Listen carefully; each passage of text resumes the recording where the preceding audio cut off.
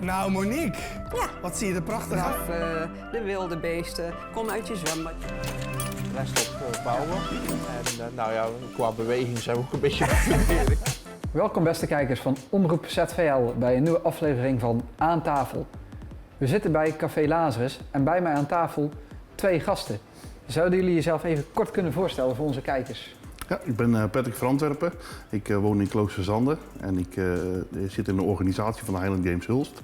En daarbij ben ik ook nog atleet. Ja. Mijn naam is Toby de Brouwer. Ik zit ook in de organisatie van Highland Games Hulst.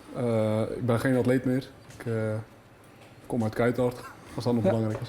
Maar in ieder geval, ik doe vooral het organiseren. Allebei mannen van de Highland Games. Maar wat moeten onze kijkers eigenlijk nu bij voorstellen, Highland Games? Wat voor sport is dat nu eigenlijk? Het is eigenlijk een Schotse sport, een Schotse atletiek.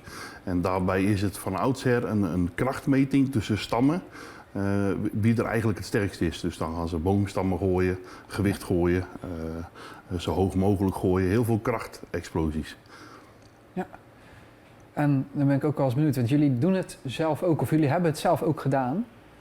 Ja. Met welke onderdelen deden jullie dan zelf mee eigenlijk? Want het zijn verschillende onderdelen, heb ik begrepen. Klopt, ja. Het bestaat uit 8 onderdelen, de Highland Games. Je hebt het kogelslengeren, het steenstoten, het kebertos, dus met de boomstammen, of wel het bekendste is voor iedereen, denk ik. Ja. Hooggooien zit er dan nog bij. In de buitenlandse wedstrijden, dus in Amerika, er is maar 1 wedstrijd, in Schotland heb je ook nog de sheaf. Dus dan moet je eigenlijk een soort hooibal, moet je zo hoog mogelijk over de hooggooistandas gooien. Vergeet ik nog, hamerslengeren, ja, nog wel een belangrijke, ja. Ook een heel bekende. Ja. En van al die onderdelen heb je dan ook een zware variant en een lichte variant. Dus je hebt de lichte weight for distance, die wegen rond bijvoorbeeld, de weight for distance is het kogelslengeren, dus het lijkt een beetje op het discuswerpen. Ja. Die weegt 12,7 kilo en de zware variant is 25,4 kilo. Zo, dat is geen licht gewicht. Nee, hetzelfde is dat met hooggooien, dus dan heb je ook de lichte variant en de zware variant, ook dezelfde gewichten. Bij het steenstoten heb je dan het open steenstoten, dat is een steentje van 7,4 kilo. En die kun je met een draaiende beweging of een glijdende beweging, zoals bij de atletiek, kun je die wegstoten. Er komt dus ook heel veel techniek bij kijken. En dan heb je ook de Bremerstone, dus dat is eigenlijk uit stand, moet je steen zo ver mogelijk wegstoten. Die weegt 10 kilo. Bij het hamerslingeren is het dan ook 7,4 en 10 kilo. En ben ik nog iets vergeten? Nee, ja, de boomstam die varieert qua gewicht. Okay. Ja. Dus die wegen tussen de 40 en de 80 kilo gemiddeld. En dan hebben ze een lengte van toch wel minimaal 4,5 meter tot wel de echte uitdagingen van een 6,5 meter. Ja. Dat is inderdaad de moeite. Ja. En jullie hebben ook eigenlijk een beetje de Highland Games richting de gemeente Hulst gehaald dan. Begrijp ik dat goed? Ja, wij origineel niet, hè? Nee.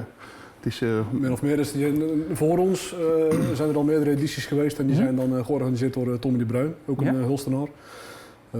Die is ook profatleet geweest, inmiddels ook met pensioen, zullen we maar zeggen. Ja. Hij is nog wel speaker bij ons, maar hij gaat ook nog de grote wedstrijden af, net zoals in Amerika, om daar te assisteren en scheidsrechter te zijn bijvoorbeeld. Ja. En in Hulst is hij er ook bij. En we hebben eigenlijk het stokje een beetje overgenomen, denk ik. Ja. En zodoende zijn wij Highland Games Hulst gestart. Want dat is nu op 20 en 21 juni dit jaar, hè? Correct. De Highland Games, ja.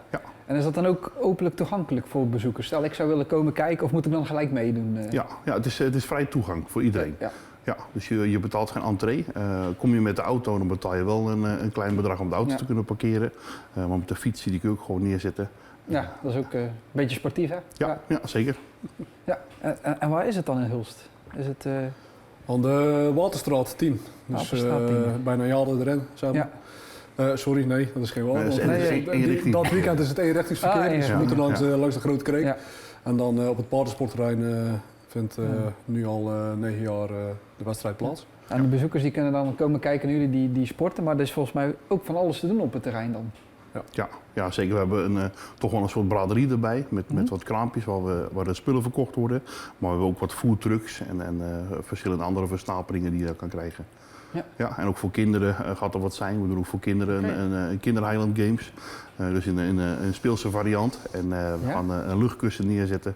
Ja, dus ook voor de kinderen gaat er veel entertainment zijn. En zo'n kindervariant, waar moet ik dan aan denken? Hoe groot zijn dan die boomstammen bijvoorbeeld? Kijk, die boomstammen, dat is toch ongetraind best wel risicovol. Ja?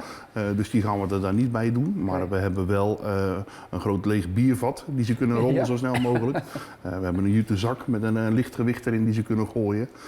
Een klein steentje die ze kunnen gooien. Dus ze gaan echt wel proeven van de Highland Games. Ja. Inderdaad, om op zo'n laagdrempelige manier in aanraking te kunnen komen met de sport. Ja.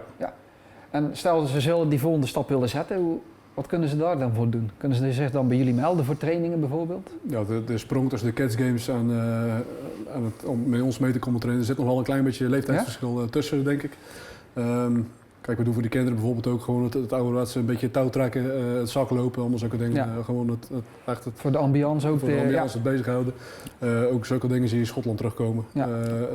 Net zoals in Schotland, we willen de sfeer uit Schotland echt overbrengen naar hier. En als je daar naar een Highland Games wedstrijd gaat, dan is het echt een familie-event. Opa en oma en een hele familie komt mee, klapstoeltjes mee en ze komen naar de wedstrijd kijken. En ze kunnen zich een hele dag vermaken op zo'n veld.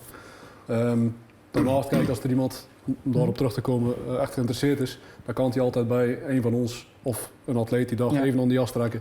En dan kunnen we altijd kijken van, goh, hey, waar kom je vandaan, wie zit er het dichtst bij? En dan is er altijd wel een mogelijkheid te vinden om een sprongetje in die sport om eens te komen proeven, zeg maar. Ah, dat is mooi zeg, inderdaad heel laagdrempelig mocht je die sporters willen gaan uitoefenen. Uiteraard, geen probleem. Ja. En ook, dus is ook muziek, is dat dan ook echt Schotse muziek? Speciale artiesten die komen of mogen jullie daar nog niet al te veel over vertellen? Ja, er komen wel... Er komen wel een aantal bandjes. We willen ook wel echt wel een pieband neerzetten. Zeker op de zondag is die aanwezig. Een pieband? Een pieband is een grotere band, doelzakspelers. Die komen met minimaal 6, 7 man. Doelzakspelers alleen, de pipers alleen. En er zijn er nog drummers bij. Dus best wel een gezelschap. En dat zorgt toch wel voor het totaalplaatje, denk ik, dat weekend. Want je vertelde mij net backstage al dat je zelf ook doelzakspeler bent. Klopt, ja. Ga je zelf ook nog een paar nummers meespelen? Oh nee, ik denk het niet. Meestal zijn we wel druk genoeg dat weekend. En daar kies ik ook wel bewust voor om dat dan ook niet te doen. Want er zijn wel collega-bands die of ik nog ken. Ja. Die hoeft dan wel tijd te zijn hebben. Ik speel zelf ook niet meer bij een band. Okay. Maar het is altijd wel een hele mooie aankleding, denk ik, op zo'n weekend. Ook voor de ambiance, voor het totaalplaatje van het terrein natuurlijk. 100%, ja. En nu ook uit nieuwsgierigheid, wat is nu jullie favoriete onderdeel zelf? Wat jullie zelf toen altijd deden bij de Highland Games? Als ik zelf meedoe, dat is toch wel de echte klassieker. Want mensen kennen het boomstam gooien, de cabertoss. Ja. Wat maakt dat zo mooi dan? Ja, ik weet niet. Je voelt je ook best wel heel wat. Hè? Als je voor de eerste boomstam optilt, want uiteindelijk zo'n boomstam die wordt overeind gezet. En dan geven ze hem aan en dan moet je hem eigenlijk, dan heb je 6 meter voor je staan. En die moet je dan optillen en mee gaan lopen en over de kop gooien. Nou, als dat lukt, dan voel je je wel heel goed. Ja, en dat is iets wat mensen ook heel spectaculair vinden. En ik moet zeggen, dat geeft ook wel energie. Ja. Wat was het persoonlijk record van het boomstam gooien? Dat is heel lastig uit te leggen, omdat het nooit dezelfde boom is. Er zijn verschillende lengtes, verschillende gewichten. Maar de langste boom die ik omgegooid heb was 6,80 meter. 6,80 meter? Ja. En bij jou? Ook de cabertoss is ook wel een van mijn favorieten zelf altijd geweest. Het geeft wel een hele kick en echt wel een andere instoot als je zoiets voor een groot publiek om kan gooien en een heel publiek gaat meedoen. Ja. Dat is echt wel de blikvanger ook zo'n dag. Dus ook vaak op het einde van de dag, ook bij ons gaat dat het geval zijn. Ja. Dus rond een uur of 3, 4 maak ik kans om dat te aanschouwen. Een andere favoriet bij mij was ook wel het hamerslingeren. Daar kom ik wel heel veel techniek bij kijken. De tegenhanger eigenlijk van bij atletiek. Bij atletiek kennen we ook het hamerslingeren. Daar gebeurt het meer staalkabel en draait de atleet echt in de kooi om de hamer weg te gooien. En bij ons gebeurt dat ook wel vanuit een kooi. Maar er zit de atleet vast met speciale schoenen die we dan zelf maken. Een soort werkschoenen met lange punten eraan. En dus spreek je zelf vast in de grond. En je draait eigenlijk dusdanig met de hamer, en dusdanig snel, dat je achter je, over je schouder eigenlijk uitgooit het veld in. Dus je mag maar 1/4 draai maken eigenlijk dan? Ja, 2 tot 3 draaien kun je wel doen. Er zijn ook atleten bij die maken maar 1 draai. Maar we dan bijvoorbeeld, om een voorbeeld te geven, je hebt een kogel van 7,4 kilo. De goede jongens bij ons die gooien over de 40 meter. Zo. Ja. Dat zijn best wel afstanden. En daar komt gewoon, ik zei het, ontzettend veel techniek bij kijken. En dat is ook wel het mooie eraan. En, hetzelfde als bij die cabertoss. Ja. Ja. Alles is heel technisch. Ja. Ja. Het is handig als je sterk bent, maar dat je techniek niet beheerst, dan kom je niet ver. Dan kun je Ja. echt niet in de top mee. Nee. Zouden jullie zeggen dat dat een vooroordeel is over de sport? Dat je alleen maar sterk moet zijn? Nou, het helpt wel. Het helpt wel. Ja, zeker. Maar, je Maar kon- dat is het niet alleen. Nee. Nee. En wat maakt het dan zo moeilijk om die techniek eigenlijk goed onder de knie te krijgen volgens jullie? Ja, het is het juist bewegen om eigenlijk de energie te verplaatsen. Hè? Als je bijvoorbeeld kijkt naar het kogelstoten, wij doen dan een steenstoten, dat is gewoon dezelfde bewegingen. En dat ziet er al relatief eenvoudig uit, maar voordat je in de goede houding staat, zelfs de stand van je tenen waar je op draait, die moet kloppen. En dan moet je de energiegolf vanuit de rotatie, moet je die proberen te transporteren in de stenen en die zo ver mogelijk weg te stoten.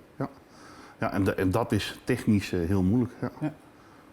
Terwijl er is ook wel bij ons heel veel onderscheid ziet in de lichaamsbouw van een atleet. Ja. Er zijn jongens bij uit Schotland, ik denk dat die jongens maar 70, 80 kilo wegen. Ja. En die gooien bijna net zo ver als een jongen die of misschien 120, 125 kilo weegt. Maar dat is puur omdat ze zoveel sneller zijn en zoveel betere techniek hebben. Explosie. Je kan heel sterk zijn, statisch, dus je kan heel veel bijvoorbeeld gewicht van de grond kunnen trekken. Dat wil niet zeggen dat je hamertje van 7 kilo 40 meter ver wordt. Nee. Dus dat is het mooie wel. Iedereen maakt de kans eigenlijk. Ja, prachtig. En je benoemde hem trouwens ook de schoenen, die maken jullie dan zelf? Ja, die hamerschoenen wel. Ja, hamerschoenen wel. Ja. Die maken we zelf. Want je hebt dan een paar onderdeel andere schoenen nodig. Afhankelijk van het veld natuurlijk ook weer. Ja, we komen wel, de meeste jongens komen met een kist aan en er zitten 7 paar schoenen in voor die dag. Ja. En, het hamerslinger heb je de hamerschoenen voor, dus er zitten lange punten aan. Zijn werkschoenen zitten lange punten aan. Je moet echt goed vastzitten, zoveel snelheid maken, anders val je achterover en ben je hem kwijt. Dan ga je mee met die bal misschien, of niet? Nog niet zozeer, maar je valt gewoon om. En dat zorgt ook weer voor bepaalde situaties. Je moet gewoon goed vaststaan, wil je hem ver kunnen gooien. Ja. En dan het gewicht ver gooien, het gewicht, de weight for distance. Dan heb je dan schoenen met spikes of met noppen. Ja. Voor de cabertoss heb je weer schoenen met noppen. Want je moet snelheid maken en in één keer kunnen blokkeren. En dan op gras glij je misschien uit. Dus je moet goed grip hebben. Dat is gewoon het belangrijkste eigenlijk. Ja. En dan ook uit nieuwsgierigheid, wanneer is deze editie nu voor jullie geslaagd? Eigenlijk als iedereen met een lach weggaat. Ja. Dus dat iedereen een mooie dag heeft gehad, niemand heeft een blessure gehad voor de atleten, dat de braderie een goede dag heeft gehad. En eigenlijk als we iedereen gelukkig zien vertrekken, dan denk ik dat we wel een geslaagde dag hebben. Gewoon laagdrempelig, gezellig. Ja. Gewoon toegankelijk. Eigenlijk een soort de huiskamer van Hulstra jullie worden dat weekend. Ja, daar hopen we wel te worden. Ja. Natuurlijk zowel zaterdag als zondag. Zit er nog verschillen in programmering trouwens binnen die 2 dagen? Of is het bijvoorbeeld bepaalde klasses op zaterdag, bepaalde klasses op zondag? Ja, we doen eigenlijk 2 verschillende wedstrijden. Op zaterdag doen we Kilt en Strong. En dat is eigenlijk overkomen wij uit Duitsland. En dat is een mix van sterkste man, strongman en van de Highland Games. Dus er zijn 6 onderdelen. 3 komen uit de sterkste manwereld en 3 uit de Highland Games. En dat is eigenlijk een mix van atleten. Dus zowel iemand van de Highland Games kan daar sterk in zijn, kan daarin winnen. Maar ook iemand die heel sterk is, die uit de strongman tak komt. Ja. Dus dan is het eigenlijk een soort krachtmeting. Wie is er sterker? Ja, en dat is de zaterdag. En de zondag doen we de Highland Games. Dan hebben we meerdere klassen. We hebben de Masters, dus 40 plus. We hebben de B-klasse, dus dat zijn de jongens die vanavond komen kijken. We hebben de dames, die lopen erbij. En we hebben de A-klasse. En de A-klasse zijn zowel een beetje de beste uit België en Nederland. Er zijn jongens bij uit Duitsland. We proberen echt een internationale wedstrijd neer te zetten. In het verleden zijn er jongens uit Schotland overgevlogen. Maar er is bijvoorbeeld ook er zijn een jongen uit Friesland of een atleet uit Friesland en eentje uit België. Die draaien mee met de absolute wereldtop. En die vliegen ook 4 keer per jaar naar Amerika om daar met de grote jongens mee te gooien. En het is best wel een niveau natuurlijk. En het is ook wel mooi die dag om echt het onderscheid tussen alle atleten te zien. En je ziet die jongens ook groeien. En, dat is wel mooi. Echt geweldig om te zien lijkt mij. Ja. En nu nog 1 laatste vraag. Dragen jullie dan ook een kilt? Uiteraard. Ja, zonder twijfel. Ja, en is dat ook zo, ik heb het alleen maar voor gezegd, zit er dan iets onder, ja of nee? Sokken en schoenen. Sokken en schoenen, ja. Ik denk dat dit een mooie uitsmijter is. Ja. Ik wens jullie alvast heel veel plezier op de Highland Games van 20 en 21 juni. En beste kijker, heeft u nu zoiets van, daar wil ik bij zijn, samen met heel de familie. Het is open, toegankelijk, er is muziek, er is lekker eten, er zijn sportieve mensen bezig. Ga gerust een kijkje nemen. Dankjewel voor het kijken en tot de volgende keer.